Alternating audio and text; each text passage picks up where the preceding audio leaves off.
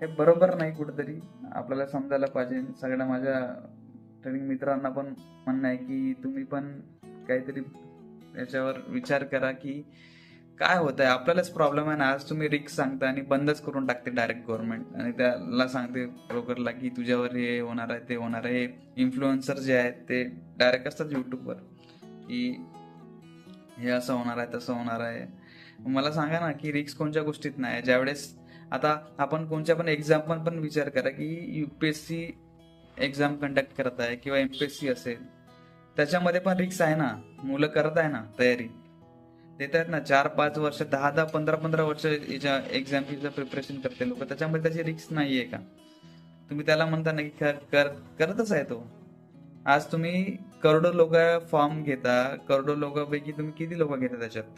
किती जॉब्स काढता, किती वॅकन्सी काढता? 0.01. जेव्हा 1 करोड फॉर्म्स येत आहेत त्याच्यामध्ये तुम्ही किती हजार फक्त पोस्ट काढताय, 100 पोस्ट काढताय.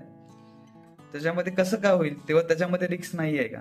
मित्रांनो, खरोखर विचार करा की त्यांचं म्हणणं असंच आहे की गव्हर्नमेंट रूल्स पण आपल्यासाठीच लादतो की छोट्या लोकांसाठीच रूल्स असतात. त्यांचं म्हणणं डायरेक्ट हेच आहे की मोठे ट्रेडर मोठे बना, किंवा परंतु छोटे लोक वर नको जा, तुम्ही खालीच राहा, तुम्ही वर नको जा, असं म्हणणं आहे त्यांचं.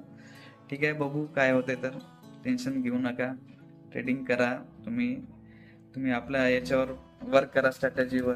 लोक तर सांगतच निगेटिव्हिटी तर फैलावतच राहील लोक, पण तुम्ही तुमच्या याच्यावर वर्क करा, टेन्शन घेऊ नका. ठीक आहे, धन्यवाद.